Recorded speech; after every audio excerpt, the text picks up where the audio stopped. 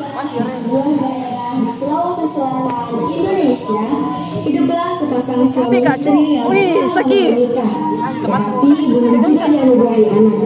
Mereka sungguh menginginkan kehadiran seorang anak hingga hidup mereka berbahagia. Oleh sebab itu, hampir setiap malam mereka selalu berdoa kepada Tuhan. Namun, sampai berusia paruh baya, mereka belum juga dikaruniai anak. Hingga akhirnya, mereka pun mulai putus asa. Di suatu malam, kedua suami istri itu berdoa kepada Tuhan dengan berkata, "Ya Tuhan, karuniakanlah kepada kami seorang anak, walaupun hanya berupa seekor udang."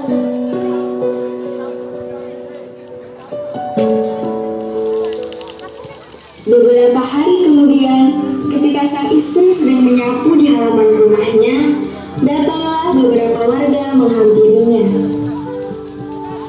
Wih, dan aku yang mau ganti kayak ini kan? Halo tarai batu, alhamdulillah ada semua.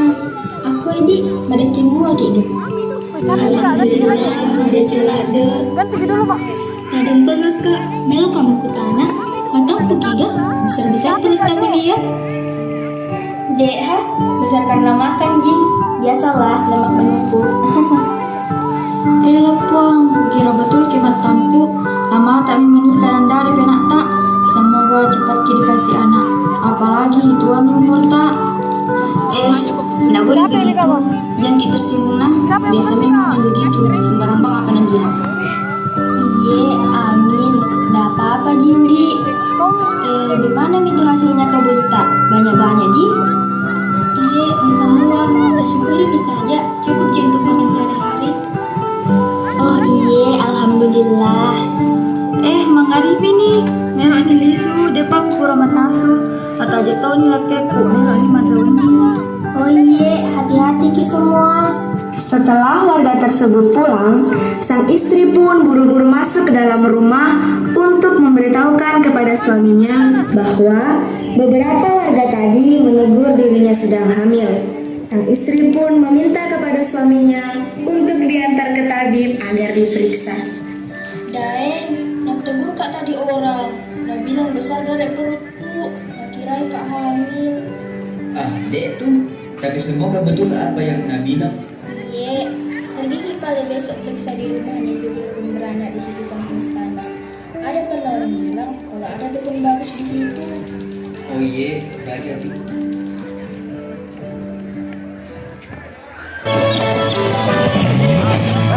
Panas. Waktunya Kiko. Selalu sedia Kiko di rumah. Wow, segar. Ibu hebat, tahu banget yang kita suka. Bagi dua.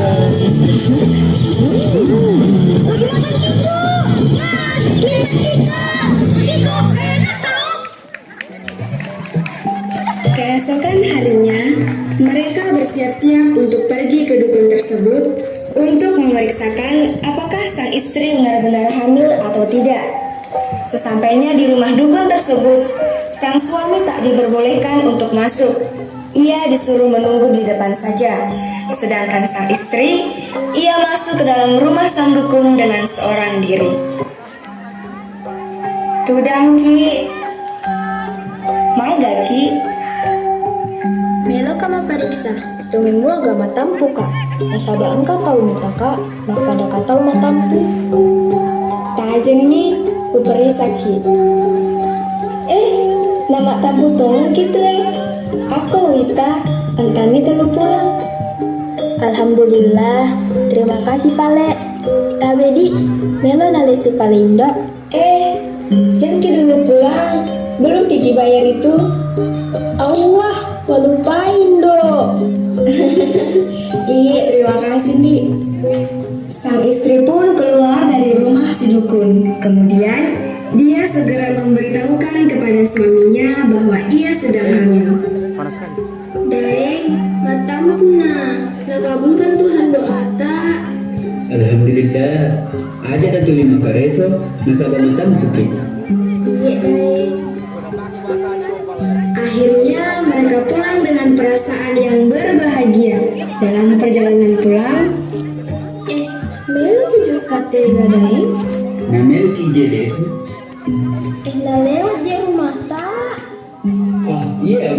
awe walu kali senang sekali kak jadi guru kamu.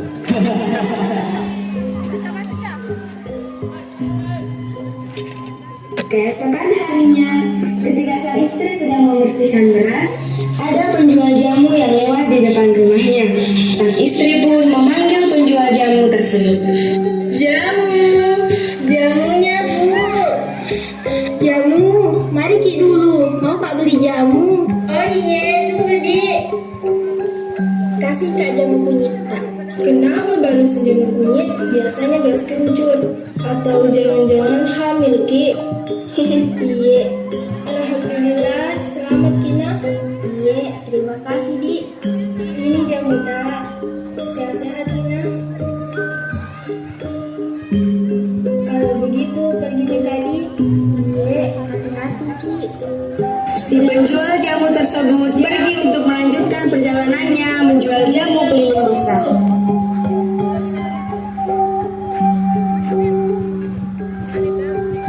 Beberapa bulan kemudian, sang istri pun melahirkan. Abe, ini anak Kak. Namun, alangkah terkejutnya sang istri saat melihat bayi yang keluar dari rahimnya adalah seorang bayi laki-laki yang berkepala udang.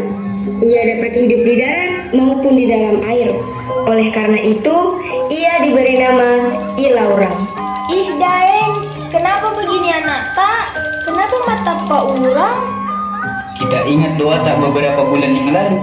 Kita minta seorang anak walaupun hanya berupa seekor udang. Akhirnya nakabulkan Tuhan doa tak. Iya Daeng, ku ingat nih sekarang.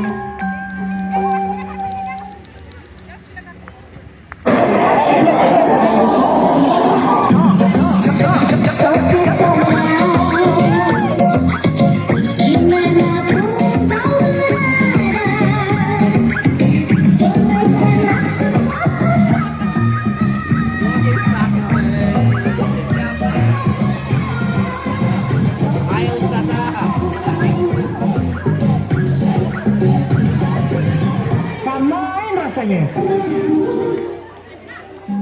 Menyadari hal itu, kedua suami istri itu merawat Ilaurang dengan penuh kasih sayang. Setiap hari, mereka memasukkannya ke dalam sebuah tempayan yang berisi air. Beberapa tahun kemudian, Ilaurang pun tumbuh menjadi besar. Oleh karena badannya sudah tidak muat lagi, ia pun dikeluarkan dari tempayan. Sejak saat itu, Ilaurang tidak lagi hidup di dalam air. Ia hidup layaknya manusia lainnya.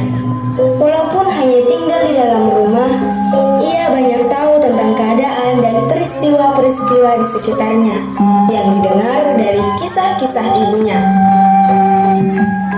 Suatu waktu, ibunya berkisah bahwa raja yang memerintah negeri itu memiliki 6 orang putri yang semuanya cantik jelita. Rupanya, sejak mendengar kisah ibunya itu, ia selalu termenung dan membayangkan kecantikan wajah para putri raja. Ia juga selalu berangan-angan ingin menikah dengan salah seorang di antara mereka.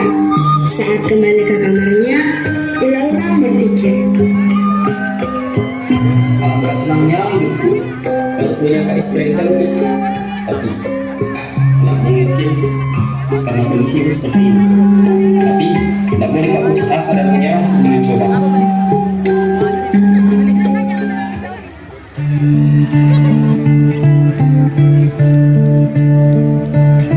keesokan harinya, pada saat sarapan, ia pun memberanikan diri untuk mengungkapkan perasaannya kepada kedua orang tuanya. Indo, Ambo, Maraja nak, mau kak juga menikah? Mau Ki menikah sama siapa nak? Mau kak menikah sama putri raja Indo? Hah? Dengan putri raja? Berat sekali permintaan tanah. Betul, mana bisa. Apalagi kondisi tubuh tak seperti itu. Bisa-bisa belum apa-apa ditolak dikit. Tapi apa salahnya datang ke sana untuk mencoba dulu? Kan ada 6 anak raja. Siapa tahu ada yang salah satu mau menikah dengan saya, Indo, Ambo. Setelah berkali-kali didesak, akhirnya kedua orang tua Ilaurang pergi menghadap kepada sang raja yang terkenal arif dan bijaksana itu untuk menyampaikan pinangan Ilaurang.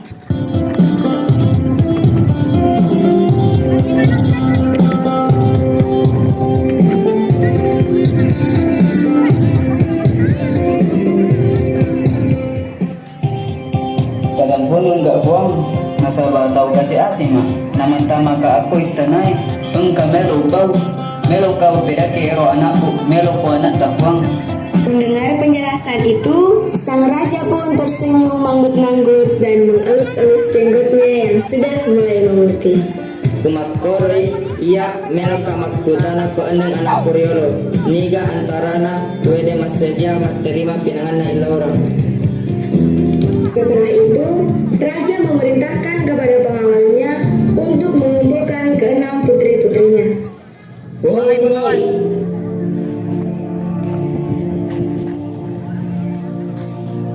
Ada apa tuanku? tolong panggilkan keenam putri-putriku. Ada suatu hal yang mau saya bicarakan kepada mereka. Apakah sekarang tuanku? Tidak, tahun depan. Pengawal pun pergi untuk memanggilkan semua putri raja.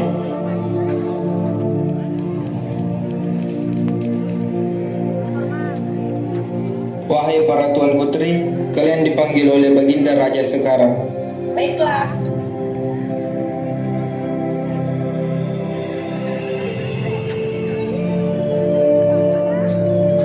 Tak lama kemudian, keenam putri raja tersebut sudah berkumpul di ruang sidang. Wahai pengawal, Ada apa tuanku? Baiklah tuanku. Kalian dipersilakan untuk menunggu di luar. wahai putri-putriku, apa ada di antara kalian yang ingin menikah dengan salah satu anak warga? Anak tersebut namanya Ilaurang. Tak, masa mau kita menikah sama anak rakyat jelata? Saya ini putri kerajaan, putri pertama di kerajaan ini. Ya jelas saya tidak mau, tak. Iya tak, dengannya saja tidak mau. Apalagi saya. Bagaimana kata pangit tuh? Kalau ganteng, mau kata apa mikul majangking? Iyo. Gak boleh Ki begitu nak. Bagaimana putri-putri yang lain? Ada jik yang mau? Ih, banyak-banyaknya pangeran kerajaan lain. Kenapa harus anak rakyat jelata? Apa nanti bilang putri-putri kerajaan lain? Apalagi teman-temanku. Mau kita? Kalau ganteng dia tak, mau jika. Tapi apa kalau majangking buruk rupa? Mana sami malu Ki? Ndak jadi deh. Biar ganteng ndak mau jika juga. Itu bami adik-adik kita tanya, ndak mau jika kita. Ih, dendeng usah dan tidak mau. Ih, pokoknya tak mau ke saya. Kasih bambi di si bungsue. Mau jadi ya? Bagaimana nak? Mau jiki? Iya ta, seterima ji kalau kita restui jika ta. Iya nak, kurestui jiki. Pengawal, Ada apa tuanku?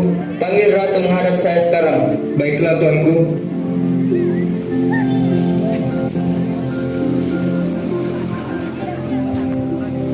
Wahai baginda ratu, Anda dipanggil oleh baginda raja sekarang. Baiklah. Tak lama kemudian, sang ratu pun tiba menghadap sang raja dan keenam putrinya.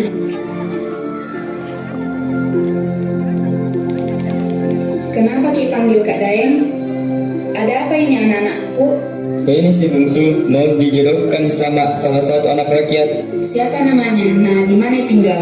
Ilaurang namanya. Dia tinggal sama orang tuanya di desa sebelah, tepatnya di dekat sungai. Syukurlah, mau sekali kan juga punya cucu. Bagaimana nak? Mau ciki toh? Iya mak, mau jika kalau kita restui jika juga kayak eta. Iya nak, asalkan kita suka Ci, akan kurestui ciki. Iya mak. Pengawal, Ada apa tuanku? tolong panggilkan Ilaurang untuk datang ke sini secepatnya. Di mana tuanku? Kemudiannya, kaca. Telur. Kacang telur Garuda. Kacang. Telur Garuda. Di mana tuanku? di kuburan. Sudah, panggil dia secepatnya. Dia berada di depan istana. Baiklah tuanku. Dipersilakan Miki masuk oleh raja, tapi maaf tidak bisa lama-lama karena banyak urusannya raja. Baiklah, terima kasih. Kemudian, pengawal pun mengantar Ilaurang sekeluarga masuk ke dalam tempat di mana raja dan ratu berada, dan pengawal pamit meninggalkan tempat. Terima kasih raja. Pura taleng lalem, tama aku tak yang bigai. Bagaimana nih keputusan tak Fuang? Kadang pengen juga aku maturu-turu ke buku tanahku ini. Tega nih anak tak wasang melok si bawa anakku. Tapi ya Fuang anakku. Ih, itu calon suamimu. Kenapa begitu? Astaga, orang juga itu. Orang lah, masa udang. Nanda mau lihat dia mukanya kayak udang. Ih, kenapa kau gak jujur sekali? Kenapa kayak begitu anak-anakku? Tidak pernah kak ajar kayak begitu. Betul itu apa yang dibilang Ammamu nak? Tidak apa-apa Jeta, Mak. Bukannya dari fisiknya kulihat, tapi dari perilaku dan ketulusannya. Terima kasih nak. Baik sekali hati tak mau terima anakku walaupun fisiknya tidak sempurna. Tapi tak dampingnya anak-anakku kasih. Tak bermaksud semua berbicara begitu. Tata tidak pernah ajar semua bicara begitu. Minta maaf semua Ki sama ilah orang. Tapi Jangan mini banyak bicara. Pergi semua mini minta maaf. Semua putri kerajaan bergegas untuk meminta maaf kepada Ilaurang beserta ayah dan ibunya. tak damping kak. Saya juga minta maaf kak. Iya, saya juga. Maaf nak orang. Tak damping kak. Iya toh, nilai dampung kak. Jadi rencananya Fuang, kapan Ki mau adakan ini pestanya anak tak? Bagaimana kalau 3 hari ke depan? Iya Fuang, ini Iya, aku mau ke Kero, melon apa lesu? Iya balik. Tak dampingi lalu anak-anakku. Iya Fuang, di Buana Maga. Iya balik, mari Ki Fuang. Ilaurang dan ayah ibunya pulang dan meninggalkan kerajaan. Semua putri-putri kerajaan pun kembali ke kamar masing-masing.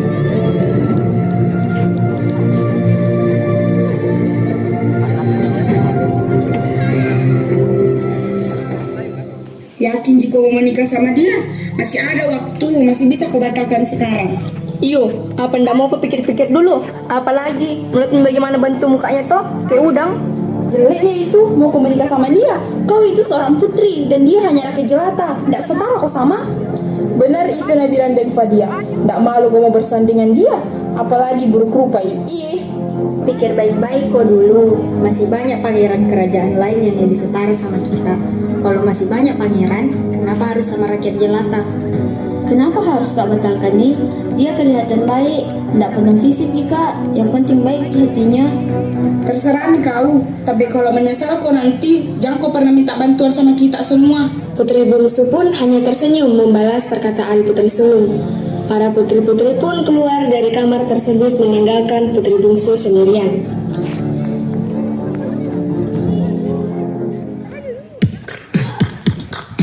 Super genius. Okay. Look at that.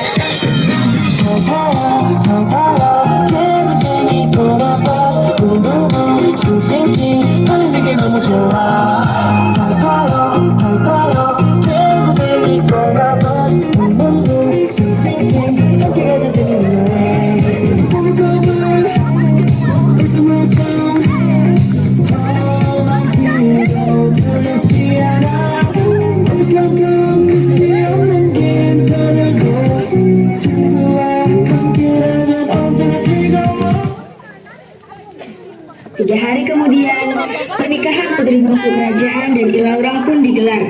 Acara tersebut dilaksanakan dengan meriah.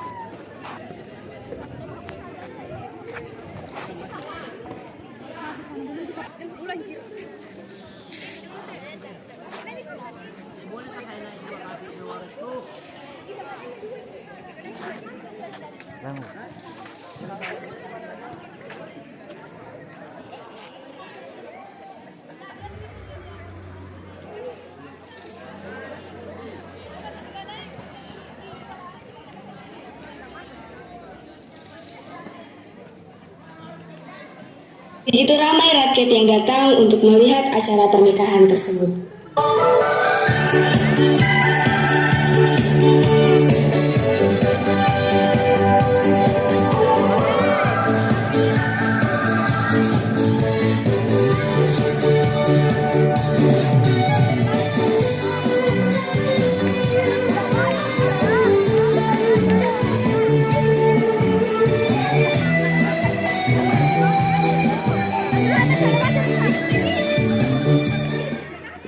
Ih, kenapa begitu mukanya? Kenapa mau raja nikahkan anaknya dengan rakyat jelata? Apalagi kayak begitu mukanya. Iya, Di. Benar-benar Kakak juga kira ganteng, ternyata Kakak berubah. Sebaliknya Kakak Ratu mau punya cucu, atau jangan-jangan dipaksa Putri Raja menikah sama dia. Sakit sekali. Udah membantu lagi. Ayo pergi dari sini.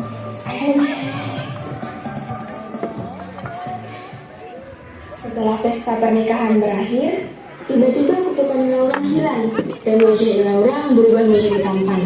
Seluruh keluarga istana terkejut melihat ketampanan Ilaurang.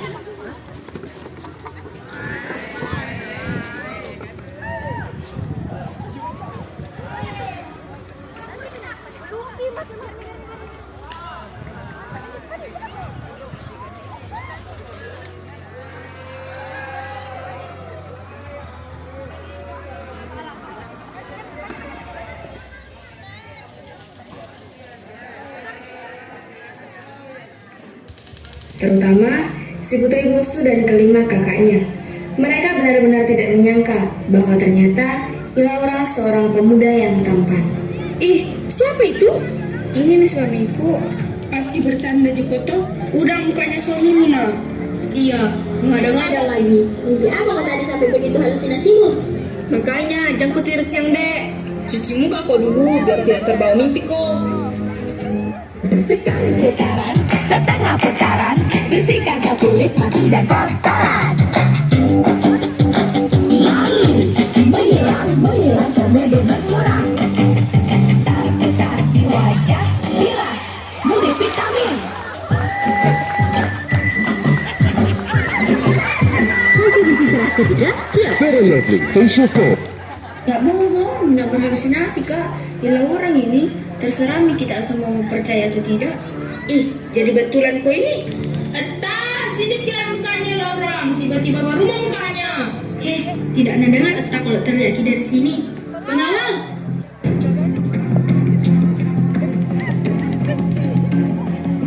Tolong panggilkan letak ke sini. Baiklah Tuan Putri.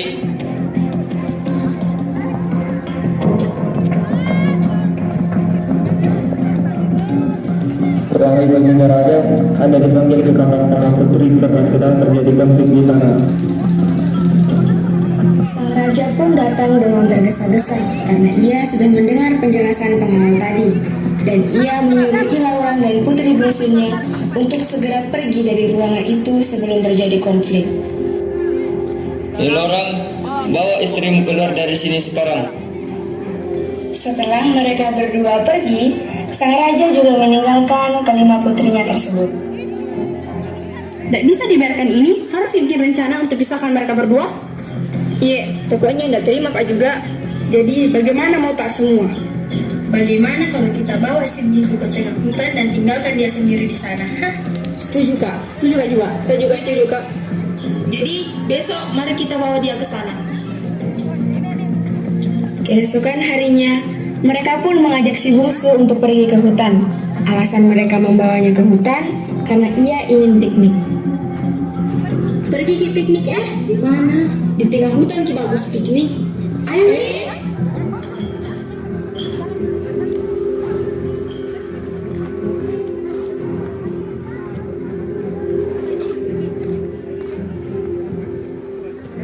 Enak kayaknya minum teh ini deh. Tapi butuh kayu bakar untuk masak air. Siapa mau pergi ambil kayu bakar? Saya bisa main si bungsu. Iyo, pergi kau pergi ambil kayu bakar. Kita menunggu di sini. Nunjuk betul? Ya. Dengan alasan tersebutlah mereka meninggalkan si bungsu sendirian.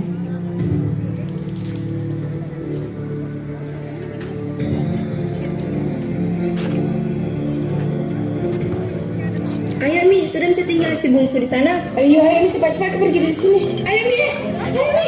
Jangan dulu, Pak. Tinggal saja. Ayo, Mi. Akhirnya, ia meninggalkan si bungsu di hutan sendirian. Saat si bungsu hilang, ia ingat bahwa pernah ada bibit jagung yang ia tanam di hutan tersebut. Bibit jagung itu diberikan oleh sang suami. Baru ku ingat, pernah Kakak tanam bibit jagung di sini yang nakasih kak suamiku. Dan si bungsu berhasil pulang dengan melihat jagung yang telah ia tanam sebagai petunjuk arah pulang.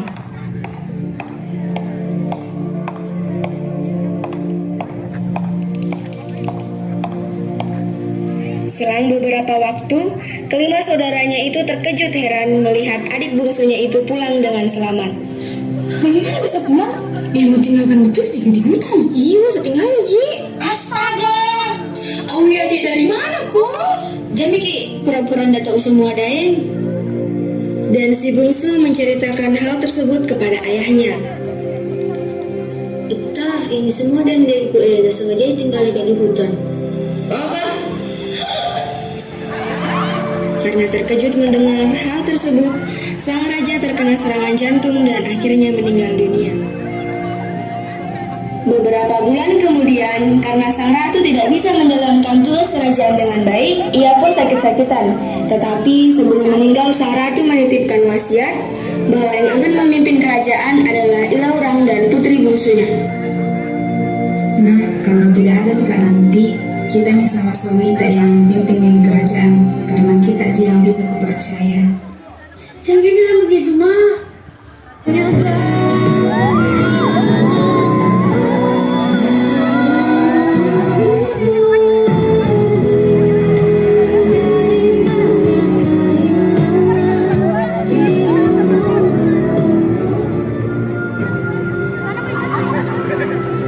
Dan akhirnya, Ilaurang memimpin kerajaan dengan baik. Dan kelima putri tersebut berakhir menjadi seorang pelayan kerajaan.